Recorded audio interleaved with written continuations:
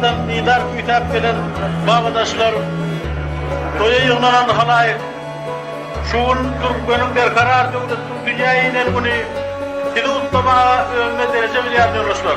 Bölümün aydın ata-babalarının kadim toprağının üstüne Rusal devletli, yani Türkmenistan devleti emeleverli.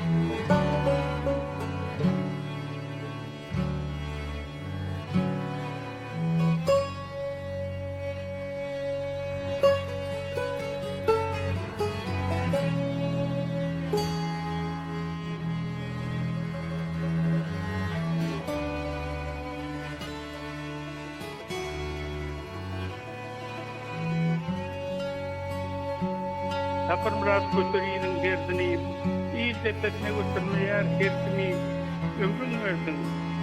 Sen yine de belirli. Bu dünyada niyeten nasıl, niyeten nasıl?